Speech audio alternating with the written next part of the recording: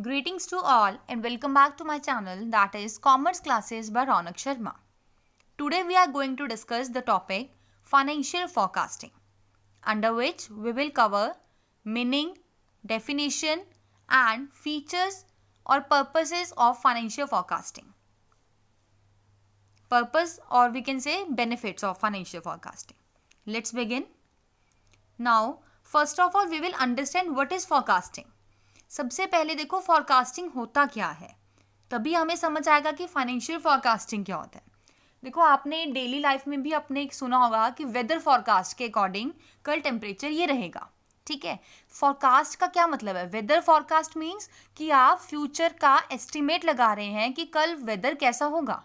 Similarly हम क्या करते हैं, जब अपना बिजनेस कर रहे हो आप, तो अकॉर्डिंगली आप ये देखते हो कि आपके फाइनेंसिंग फॉरकास्टिंग क्या रहेगी, सेल्स प्रेडिक्शंस क्या होंगी, आपके रेवेन्यू कितने जनरेट होंगे, ठीक है, आपके प्रॉफिट्स कितने होंगे. तो मतलब जो भी आप फॉरकास्टिंग कर रहे हैं, जो भी आप प्रेडिक्शंस कर रहे हैं, that will be your forecasting. हमेशा याद रखना, फॉरकास्टिंग हमेशा फ्यूचर के लिए की जाती है. ठीक है, आप एस्टिमेट्स लगा रहे हैं ना, प्रेजेंट के लिए नहीं करते, हम हमेशा फ्यूचर के लिए करते हैं. Let's discuss. देखो अब फाइनेंशियल फॉरकास्टिंग क्या होता है. It is an act of predicting the future economic conditions on the basis of past and present economic conditions. Present और पास्ट के एक्सपीरियंस कंडीशंस के बेसिस पर जब आप फ्यूचर को एस्टिमेट करते हैं फाइनेंस के कॉन्टेक्स्ट में, ठीक है, that will be your financial forecasting. अब इसमें आपका देखो, आप ऐसे भी देख सकते हो कि पास्ट में आपको कितने फंड्स की रिक्वायरमेंट थी, प्रेजेंट में आपको कितने फंड्स की रिक्वायरमेंट है, कहाँ से आप उन्हें एक्वायर कर रहे हैं. तो अकॉर्डिंगली आप एक एस्टिमेशन लगा लेते हैं कि आप फ्यूचर में भी ऐसे ही करेंगे. राइट होता क्या, देखो फाइनेंशियल फॉरकास्टिंग एक ऐसा एक्ट है जिसमें आप फ्यूचर इकोनॉमिक कंडीशंस को प्रिडिक्ट करते हैं, फॉरकास्ट करते हैं, एस्टिमेट लगाते हैं. लेकिन अब किसके बेसिस पे करोगे? पास्ट और प्रेजेंट इकोनॉमिक कंडीशंस के बेसिस पे. Right, it is the prediction of what is going to happen or as a result of a given set of circumstances. आप यही देखते हो कि क्या चीज़ हो रही है गिवन सर्कमस्टांसिस के अकॉर्डिंग, और उसके बेसिस पे एक आप ऐसा अनुमान लगा लेते हैं कि फ्यूचर में भी ये चीज़ अक्कर होगी. Okay, now it concentrates on the estimation of the most likely future financial events. In forecasting, factors like price levels, inflationary trends, government changes, level of competition, consumer preferences, technological innovation, etc. are taken into consideration. देखो जब भी आप forecasting करते हैं किसी भी type की, अब हो सकती है किसी भी कंटेक्स्ट में फॉरकास्टिंग है, तो आपको कुछ फैक्टर्स माइंड में रख के ही फॉरकास्टिंग करनी है. लाइक आपने ध्यान रखना है कि प्राइस लेवल क्या चल रहा है. ठीक है, क्या आज जैसे सपोज आप एस्टिमेट लगा रहे हो कि आज किसी प्रोडक्ट का प्राइस 10 रुपीज़ है, ठीक है, तो हमें कल भी 10 रुपीज़ ही रखना पड़ेगा. लेकिन क्या पता आज इन्फ्लेशन चल रही हो इकोनॉमी में आपकी, ठीक है ना. तो आपको कुछ फैक्टर्स होते हैं, वो हमेशा मार्केट के जो भी फैक्टर्स हैं उनको हमेशा कंसीडर करके ही अपनी फॉरकास्टिंग करनी चाहिए. ठीक है, कई बार क्या होता है, कंज्यूमर के प्रेफरेंसेस एकदम से सडनली चेंज हो रहे हैं, या फिर टेक्निक अपडेट हो रही है, टेक्निक आउटडेट हो रही है, जिसके कारण कई बार आपकी जो आपने फॉरकास्टिंग करी थी ना, वो भी आपकी क्या हो जाती है, फेल हो जाती है due to any kind of reason. चाहे अचानक से इन्फ्लेशन आ रहा है, ठीक है, आपके या तो कॉम्पिटिटर्स अचानक से आपके बढ़ गए हैं, कंज्यूमर का सडनली टेस्ट, प्रेफरेंस, एक्सपेक्टेशंस ही बदल गई हैं. ठीक है, तो इसीलिए कहा जाता है कि जब भी आप फॉरकास्टिंग करेंगे तो आपको ये कुछ फैक्टर्स हैं, लाइक आपका प्राइस लेवल है, इन्फ्लेशनरी ट्रेंड्स होता है, government changes, level of competition, consumer preferences etcetera. ठीक है, तो इनको हमेशा अपने माइंड में कंसिडर करके ही फॉरकास्टिंग करनी होती है. Thus, a forecast is a mere assessment of future events and conditions in advance. देखो forecast होता क्या, एक सिंपल एक असेसमेंट होती है फ्यूचर इवेंट्स की, ठीक है, या फिर कंडीशंस की एडवांस में. देखो फ्यूचर के बारे में आप प्रेडिक्शंस लगा रहे हो, इट मीन्स आप एडवांस में कुछ जान रहे हो ना. ऐसा तो है नहीं कि आप कोई चीज़ अक्कर होने के बाद कर रहे हो. अगर कोई चीज़ अक्कर हो ही गई है, उसके बाद अगर आप कोई डिसीजन लेंगे, वो तो आपका प्रेजेंट हो गया, तो वो फ्यूचर नहीं हुआ. बट हम फ्यूचर में क्या करते हैं, फॉरकास्टिंग में क्या होता है, जस्ट असेसमेंट है किस चीज़ की, फ्यूचर के इवेंट्स की, फ्यूचर के कंडीशंस की एडवांस में. आई थिंक मीनिंग क्लियर हो गया होगा अब तक. देखो डेफिनेशन में क्या है, according to Allen, forecasting is a systematic attempt to probe the future by inference from non-facts. The purpose is to provide management with information on which it can base planning decisions. Allen क्या कह रहे हैं कि forecasting क्या होती है, एक systematic attempt होता है कि आप फ्यूचर के बारे में रिजल्ट्स निकाल सकें नॉन फैक्ट्स के थ्रू. ठीक है, कि मतलब फ्यूचर में क्या क्या हो सकता है आपके अकॉर्डिंग, किसके बेसिस पे, जो आपको फैक्ट्स एंड फिगर्स पता है उनके बेसिस पे. ठीक है, अब इनके अकॉर्डिंग, एलन के अकॉर्डिंग क्या पर्पस होता है, फोरकास्टिंग क्यों की जाती है, वो कहते हैं the purpose is to provide management with information. इसका मेन मोटिव क्या है कि आप अपनी मैनेजमेंट को यूजफुल बेनिफिशियल इंफॉर्मेशन प्रोवाइड कर सकें, जिसके बेसिस पे आपकी मैनेजमेंट क्या करेगी, अपनी डिसीजंस, अपने प्लान्स बनाएगी. ठीक है, now the substance of above definition is that financial forecasting is a technique to analyse the economic, social and financial forces affecting the business with an object of prediction of future events. Now comes to features of financial forecasting. देखो बहुत ही simple सा topic है. ठीक है, अगर आपको meaning clear है ना तो आगे के टॉपिक्स कुछ भी नहीं है. देखो फर्स्ट फीचर क्या है, it is the estimation of future events. Obviously हमने मीनिंग में ही ये तो डिस्कस कर लिया है कि फोरकास्टिंग का क्या मतलब होता है, कि आप फ्यूचर की प्रिडिक्शंस कर रहे हैं. ठीक है, और फाइनेंशियल फोरकास्टिंग भी क्या है, it is the estimation of future events. Second one is it is based on the analysis of past and present circumstances. देखो फ्यूचर किस बेसिस पे आप प्रेडिक्ट करेंगे, कुछ ना कुछ आपके पास बेस तो होना चाहिए ना, कुछ आपके पास डेटा अवेलेबल होना चाहिए. अब वो डेटा कौन सा होगा, या तो पास्ट का होगा या आपके पास प्रेजेंट का होगा. तो ये जो एनालिसिस है आपका फाइनेंशियल फोरकास्टिंग का, ये किसके ऊपर बेस्ड होता है, पास्ट एंड प्रेजेंट सर्कमस्टांसेस के ऊपर. Third one is it foresees the possible changes in order to bring accuracy and exactness in management decision making. Simple कि ये क्या करता है, पॉसिबल चेंजेस को देखता है कि क्या क्या हमें फ्यूचर के लिए, मतलब क्या क्या प्रेडिक्शंस लगा रहे हैं, उसके लिए आपको क्या क्या पॉसिबल चेंजेस करने पड़ेंगे ताकि आपकी जो भी मैनेजमेंट डिसीजन ले रही है वो आपकी एक्यूरेट हो एंड एग्जैक्ट हो. ठीक है, next one is it is not an and in itself, it helps in financial planning further. देखो अब ऐसा नहीं है कि आपने फाइनेंशियल फोरकास्टिंग कर ली तो वो एंड प्रोडक्ट है. No, it is not like that. Financial forecasting करने के बाद ही आपको हेल्प मिलती है कि आप फाइनेंशियल प्लानिंग कर सको. देखो फोरकास्टिंग क्या है, कि एस्टिमेशन है. आप एडवांस में ये जानने की कोशिश कर रहे हो आपको फंड्स कितने चाहिए, राइट. अब कहाँ से अरेंज करेंगे, कितना पोर्शन किस पर्टिकुलर पर्सन से ले रहे हो, किस इंस्टीट्यूट से आपने एक्वायर करना है, तो ये सब तो प्लानिंग के अंडर आएगा ना आपका. तो आप क्या करते हो, अगर आपने फाइनेंशियल फोरकास्टिंग की है तो वो आपको हेल्प करता है आपकी फाइनेंशियल प्लानिंग में. Clear? Next point is it evolves the various statistical techniques by which conclusions are drawn by various experts.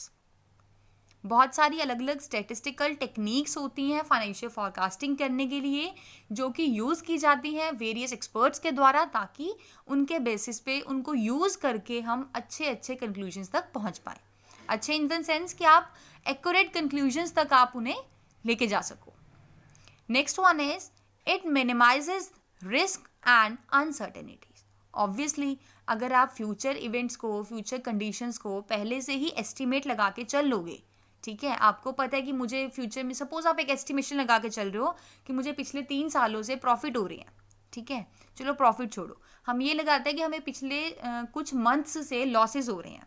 तो उसी डाटा के बेस पे, उसी इंफॉर्मेशन के बेसिस पे आप ऐसा एस्टिमेट कर लेते हैं कि हमें हो सकता है कि आप फ्यूचर में भी लॉस हो जाए. ठीक है, तो इट मीन्स आप माइंडसेट पहले से ही अपना प्रिपेयर कर रहे हो. तो क्या हो सकता है कि आप एफर्ट्स लगाएंगे अब ज़्यादा से ज़्यादा. ठीक है ना, तो आप अगर जब एफर्ट्स लगाएंगे तो क्या आप रिस्क और अनसर्टेनिटीज़ को मिनिमाइज नहीं करोगे. ऑब्वियसली ना, अगर आपने एफर्ट्स लगाए, क्यों लगाए हैं, ताकि आप रिस्क और अनसर्टेनिटीज़ को होने से पहले ही आप कम कर लो.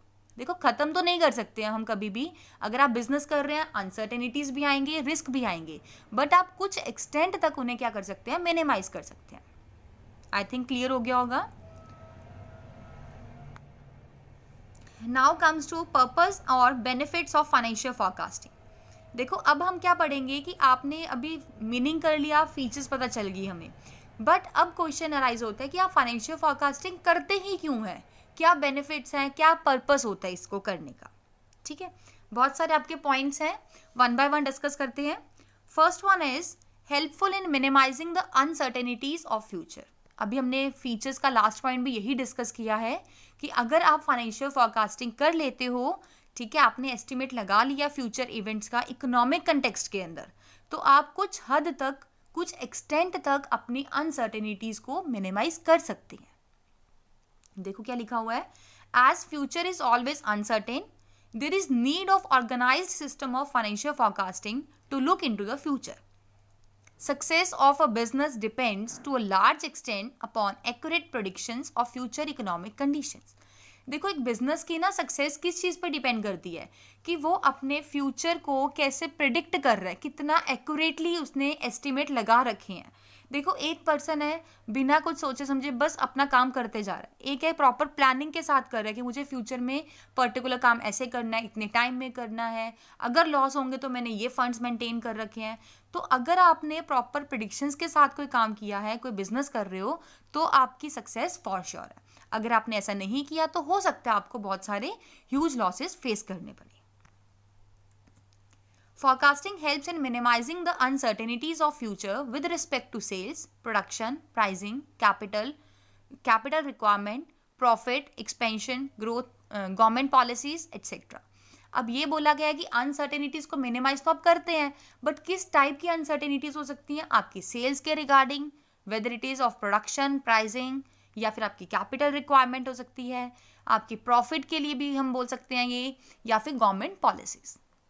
ठीक है, बहुत ही इजी सा पॉइंट था ये. Now second point is helpful in establishing a new business.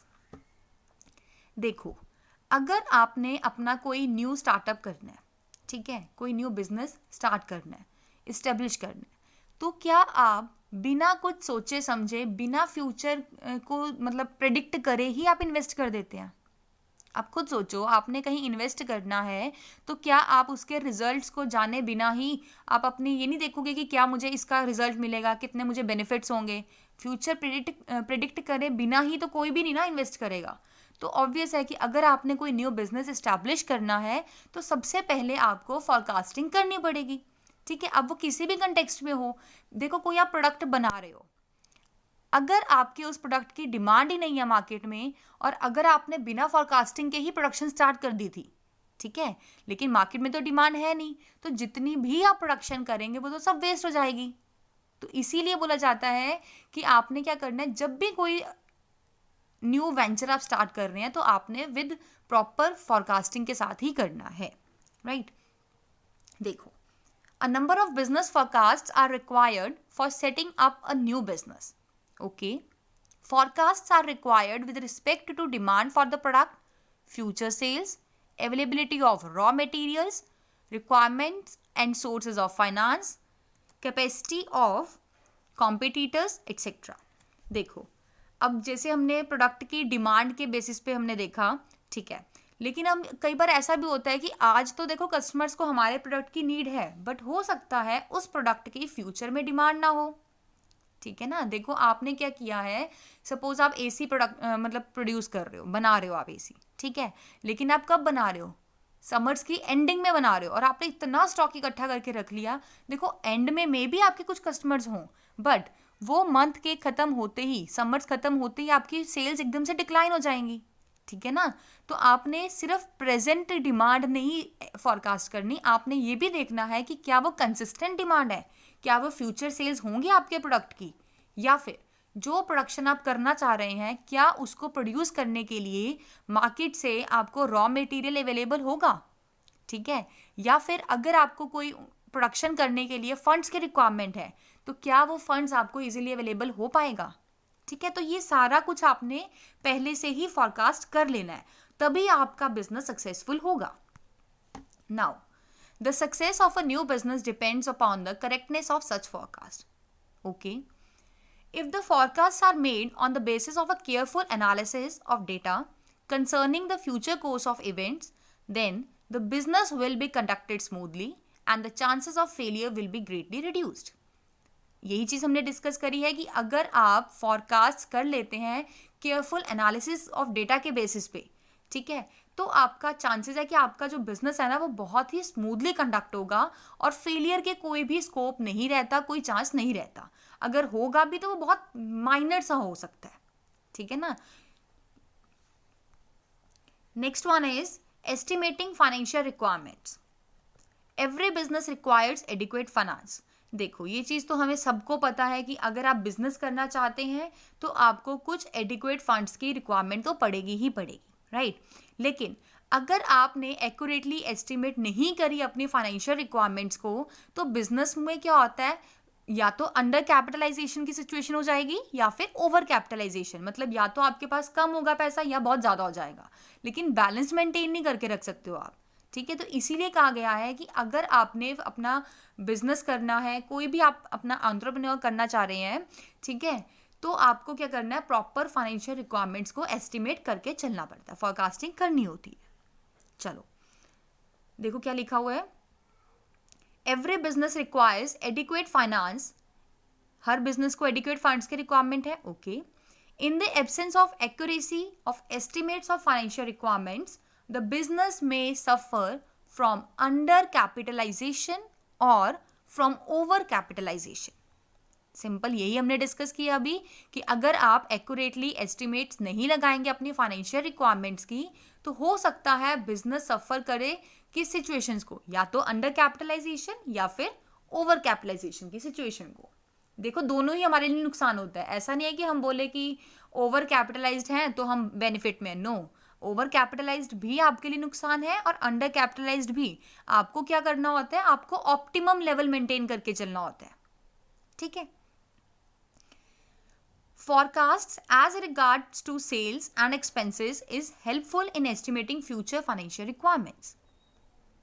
Expansion plans of the business also needs the forecasting of requirements of funds. देखो अगर आपने सपोज आपका एग्जिस्टिंग बिजनेस तो अच्छा चल रहा है, बट आपकी प्लानिंग है कि मुझे अपना बिजनेस एक्सपैंड करना है, तो अब एक्सपैंड करने के लिए भी तो आपको फंड्स की रिक्वायरमेंट होगी ना. आपको तो फिर अब अगेन आपको फॉरकास्टिंग की तो देखो करनी पड़ेगी. ऐसा तो है नहीं कि आपने एक बार वन टाइम नहीं है. इन शॉर्ट हम ये कह सकते हैं कि फॉरकास्टिंग ऑफ फंड्स कभी भी वन टाइम प्रोसेस नहीं है. आपको ये कॉन्टिन्यूटी में करते रहना पड़ता है. एग्जिस्टिंग बिजनेस स्मूथली कंडक्ट हो रहा है, नो डाउट, बट अगर आपको एक्सपैंड करना है, आपके प्लानिंग एक्सपेंशन की चल रही है माइंड में बिजनेस को करने की, तब भी तो आपको रिक्वायरमेंट है ना फॉरकास्टिंग करने की. ठीक है ना, क्योंकि आपको अब एक्स्ट्रा फंड्स चाहिए, एक्स्ट्रा कैपिटल इन्वेस्ट करनी है, एक्स्ट्रा मैन फोर्स चाहिए आपको. ठीक है, वर्कफोर्स आपको ज़्यादा लगानी पड़ेगी, उनकी सैलरीज देनी पड़ेगी. तो आपको हर कंटेक्स्ट में अपनी रिक्वायरमेंट्स की फॉरकास्टिंग की रिक्वायरमेंट होती है. आई थिंक अभी तक हमने 3 पॉइंट्स करे तो ठीक क्लियर हो गए होंगे. ठीक है, देखो next one is formulating plans. अगर आपने किसी भी टाइप का अपने बिजनेस में प्लानिंग करनी है, प्लान्स बनाने हैं, तो आपको क्या करना होता है, प्रॉपर फॉरकास्टिंग करनी है. क्योंकि जब आप फॉरकास्टिंग कर लेते हैं ना, आपको सारी की सारी इमेज क्लियर होती है. ठीक है, आपको कब क्या कितना कैसे चाहिए तो आपको सब पता है, तो आपके प्लान्स भी अकॉर्डिंगली बहुत अच्छे बनेंगे. बट अगर आपको कुछ पता ही नहीं है कि मुझे फ्यूचर में क्या चाहिए, कितने फंड्स चाहिए, तो आप प्लान्स भी नहीं बना पाओगे. ठीक है ना. देखो अगर आपको ये पता है कि मुझे इन फ्यूचर 20,000 रुपीज़ की रिक्वायरमेंट है, तभी तो आप देखोगे ना कि मैं 20,000 कहाँ किस किस सोर्स से अरेंज कर सकते हैं. ठीक है ना. अगर आपको पता ही नहीं है कि आपको कितने फंड्स की रिक्वायरमेंट है, तो आप कहाँ से देखेंगे कि मुझे किस सोर्स से चीपर पड़ेगा, किस सोर्स से अगर मैं अरेंज करती हूँ तो मुझे एक्सपेंसिव पड़ेगा. ठीक है, तो अकॉर्डिंगली हम बोलते हैं कि अगर आपको फॉर्मुलेट करने हैं प्लान्स, तब भी आपको रिक्वायरमेंट है फॉरकास्टिंग की. Financial forecasting is a basic prerequisite to the financial planning. Forecasting provides the necessary information and the data for proper financial planning. In fact, planning without forecasting is unimaginable. अगर आप कोई भी plans बना रहे हैं without forecasting, आप ऐसा कभी भी इमेजिन कर ही नहीं सकते हो, आप बना ही नहीं सकते हो. अगर आप कुछ कर भी लेंगे प्लान विदाउट फॉरकास्टिंग, तो वो आपकी प्लानिंग सक्सेसफुल नहीं होगी. ठीक है, तो it's better if you want to plan something, you have to forecast. Now Henry Fayol has rightly observed that the entire plan of an enterprise is made up of a series of plans called forecast. Simple है, उन्होंने forecast की definition दी है कि जो भी आप plannings बनाते हैं, जो भी आप प्लान्स बना रहे हैं, पूरी सीरीज ऑफ प्लान्स को ही हम forecast कहते हैं. ठीक है. Next one is helpful in managerial decision making. देखो, अगर आपने कोई भी डिसीजन लेना है, मैनेजमेंट से रिलेटेड मैनेजरियल डिसीजन कोई भी लेना है आपने, तो भी आपके लिए फाइनेंशियल जो भी आप फॉरकास्टिंग कर रहे हैं वो हेल्पफुल प्रूव होगी. ठीक है ना. देखो, जब आपको पता है कि मुझे, सपोज मैंने एस्टिमेशन लगा रखा है कि मुझे इतने रुपीज़ के प्रॉफिट होंगे, ठीक है ना, अकॉर्डिंगली तो आप अपनी सेल्स करेंगे, अकॉर्डिंग तो आप खर्चे करोगे. जब आपको साफ साफ सपोज दिख रहा है कि मुझे आने वाले सालों में कोई प्रॉफिट जनरेट नहीं हो पाएगा, ठीक है, तो आप क्यों ही कोई भी आप एक्सपेंसिव करोगे, आप क्यों अपने खर्चे करोगे, कोई आप कॉस्ट अक्कर ही नहीं करोगे जब आपको क्लियर कट दिख रहा है कि आपके प्रॉफिट्स नहीं होने वाले हैं. तो यही है कि आपने अगर फॉरकास्टिंग करी हुई है तो आप अपने मैनेजमेंट में मैनेजरियल डिसीजन जो होते हैं वो लेने के लिए एबल हो जाते हो. ठीक है. अब वो डिसीजन कैसा भी हो सकता है, जरूरी नहीं है कि आपके प्रॉफिट्स और एक्सपेंसेस कॉस्ट ऑफ प्रोडक्शन से रिलेटेड होगा.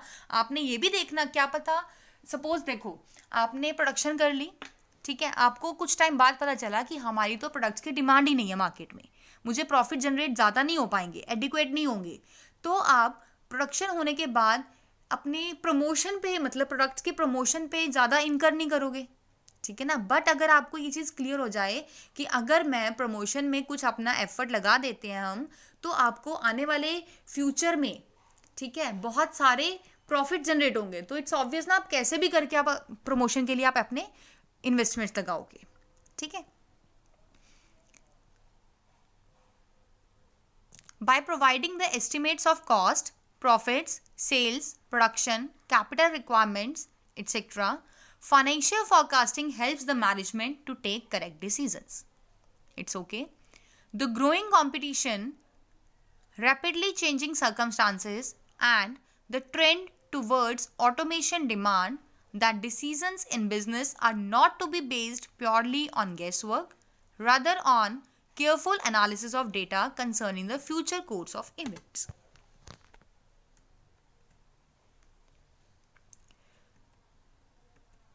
Next one is encourage better cooperation. देखो, फॉरकास्टिंग करना किसी भी एक पर्सन के, या हम कह सकते हैं किसी एक पर्टिकुलर डिपार्टमेंट का वर्क नहीं होता. अगर मैं कहूँ कि सपोज मैं प्रोडक्शन सेल्स डिपार्टमेंट में हूँ, ठीक है, और मैं एस्टिमेशन लगा लूँ, चलो सेल्स छोड़ो, हम ऐसा लगाते हैं कि मेरा प्रोडक्शन का काम है, राइट.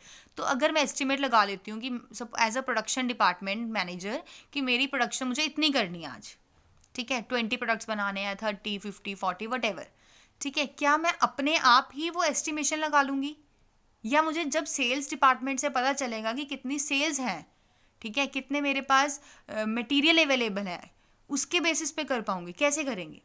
क्या हम as an production department individually खुद से ही डिसाइड कर लेंगे कि मुझे कितनी प्रोडक्शन करनी है, या फिर सेल्स डिपार्टमेंट जब मुझे बताएगा कि कितनी सेल्स है मार्केट में, कितनी डिमांड आ रही है हमारे प्रोडक्ट की, तो अकॉर्डिंगली हम अपने प्रोडक्शन डिसाइड करेंगे. इट्स ऑब्वियस ना कि हमारी फॉरकास्टिंग अदर डिपार्टमेंट्स पे, अदर पर्सनस पर भी डिपेंड करती है. तो इसीलिए कहा गया है forecasting is not one man's और one department's job. It requires the participation of all and thus creates a sense of participation. No individual or department can make its forecasts in isolation. कोई भी ऐसा person नहीं है या कोई भी ऐसा डिपार्टमेंट नहीं है जो अपने आप आइसोलेशन में ही फॉरकास्टिंग कर ले. ठीक है, अकेले कोई भी फॉरकास्टिंग नहीं की जा सकती है. A proper coordination among various departments is required for establishing a proper forecast for the business as a whole. अगर आप चाहते हैं कि आप अपने बिजनेस में फॉरकास्टिंग करें तो आपको हर तरफ से, हर तरह मतलब प्रॉपर कोऑर्डिनेशन चाहिए फ्रॉम वेरियस डिपार्टमेंट्स. ठीक है, तभी आपकी फॉरकास्टिंग सक्सेसफुल है, अदरवाइज वो एक वर्थलेस इन्वेस्टमेंट है. Hence, forecasting encourages better coordination among various departments of the enterprise. The last one is, second last I think, optimum utilization of resources. Financial forecasting projects the funds requirements and utilization of funds in advance. Thus, it ensures optimum utilization of resources. देखो, financial forecasting में क्या करते हैं हम funds की requirements को पहले से ही जान लेते हैं, ठीक है, कि मुझे कब कहाँ से कितने फंड्स की रिक्वायरमेंट है, कहाँ मुझे इन्वेस्ट करना है फंड्स को, ठीक है, उनसे मुझे कितने रिटर्न्स एक्सपेक्टेड हैं. तो क्या होता है, आप मतलब ट्रायल बेसिस पे, तो जब आपको पता ही है कि मुझे कितने फंड्स की रिक्वायरमेंट है, आपने पास्ट और प्रेजेंट के बेसिस पे एस्टिमेशन लगा लिया है, तो अब आपके फंड्स कभी भी वेस्ट नहीं होंगे, क्योंकि आपको पहले से पता है फ्यूचर में क्या से कहाँ पे आपने करना है, आपको एडवांस में ये चीज़ क्लियर है, ठीक है. तो ये आपको इंश्योर करता है कि आपके जो फंड्स हैं, आपके जो रिसोर्सेज हैं, वो ऑप्टिमम यूटिलाइजेशन होगी उसका. And the last one is ensure success in business.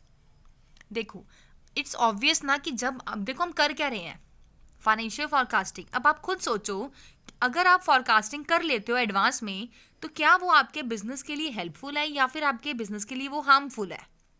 It's obvious ना हेल्पफुल है. और जब वो हेल्पफुल है तो आपके बिजनेस की सक्सेस में भी तो हेल्प करेगी वो, ठीक है, आपको सक्सीड भी करेगी, वो आपको सक्सेस दिलाएगी. तो यही बोला गया है कि अगर आप फाइनेंशियल फोरकास्टिंग कर लेते हैं प्रॉपरली, तो it will ensure success in business. देखो क्या लिखा हुआ है, Success of a business to a great extent depends upon accurate predictions of future course of events. एक बिजनेस की सक्सेस किस चीज़ पर डिपेंड करती है कि वो कितना एक्यूरेटली प्रिडिक्शंस करते हैं अपने फ्यूचर इवेंट्स को, right. Systematic forecasting ensures that the operations of the business will go smoothly. अगर आपने सिस्टमेटिकली फोरकास्टिंग करी है तो वो आपको ये श्योरिटी दिलाता है कि आपका जो बिजनेस है, जो आप अपने बिजनेस में ऑपरेशंस परफॉर्म कर रहे हैं, वो बहुत ही स्मूथली चलेंगे, ठीक है. But on the other side, अगर हम ये बोलते हैं कि आपके बिजनेस में कोई भी आप फोरकास्टिंग अच्छे से नहीं कर रहे हैं, तो हो सकता है आपको ह्यूज लॉसेस भी फेस करने पड़ सकते हैं. By having a knowledge of future trends of events in advance, the management can easily face the difficulties in a well-planned manner. देखो, फोरकास्टिंग करने का मतलब ये नहीं है कि आप अपने फ्यूचर रिस्क को ख़त्म कर देंगे, ऐसा नहीं होता. रिस्क को आप कभी भी बिजनेस में ख़त्म कर ही नहीं सकते हो. बट हाँ, इतना ज़रूर है कि अगर आपने फोरकास्टिंग की है, आपको पता चल जाएगा कि मुझे इस पॉइंट पर रिस्क आ सकता है, या इस पॉइंट पर मुझे लॉसेस फेस करने पड़ सकते हैं, या ये अनसर्टेनिटीज़ आ सकती हैं मेरे पाथ में. तो आप पहले से ही प्लान बना लेते हैं, पहले से ही अपने एफर्ट्स लगा लेते हैं प्रॉपरली, ठीक है ना, वेल प्लान्ड अपनी प्लानिंग कर लेते हो वेल मैनर में, ताकि आप उन्हें ईजिली फेस कर सके विदाउट एनी ऑब्स्टेकल, ठीक है.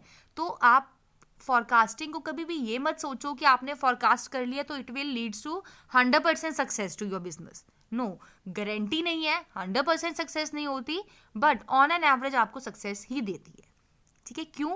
क्योंकि आप अपने आप को ऐसे मोल्ड कर लेते हैं, आप अपने आप को ऐसे प्रिपेयर कर लेते हो कि हमने कैसे टैकल करना है फ्यूचर इवेंट्स को, ठीक है, अनसर्टेनिटीज के साथ कैसे आपने डील करना है. आई होप क्लियर हो गया होगा. देखो एक बार क्विक रिवीजन करते हैं क्या क्या डिस्कस किया आज के लेक्चर में हमने. देखो, सबसे पहले हमने मीनिंग किया था फाइनेंशियल फोरकास्टिंग का. होता क्या कि आपने प्रिडिक्ट करना है फ्यूचर इकोनॉमिक कंडीशंस को on the basis of past as well as present economic conditions. Simple. Then था फीचर्स क्या क्या थे, ये हमने 6-7 फीचर्स कुछ करे, एक बार रीड कर लेना. देन हमने किया है पर्पस और बेनिफिट्स ऑफ फाइनेंशियल फोरकास्टिंग, जिसमें हमने फर्स्ट कवर किया है helpful in minimises the uncertainties of future. Second one is helpful in establishing a new venture. Third one is estimating financial requirements. Fourth, formulating plans. Fifth, helpful in managerial decision making. Sixth, encourages better cooperation. Seventh, optimum utilization of resources. And the last one is ensures success in business. यहाँ पर आप एक word add कर सकते हैं, mind में रखना हमेशा, it does not ensure 100% success in business, ठीक है. आपको सक्सेस की श्योरिटी तो देता है, बट 100% सक्सेस नहीं है आपका, क्योंकि कुछ ना कुछ ऐसी इवेंट्स होते हैं, अनसर्टेनिटीज़ होते हैं कि जो आपको फॉरकास्टिंग करने के बाद भी फेस करने पड़ सकते हैं. ठीक है. I hope you like this video. Thanks and have a wonderful day.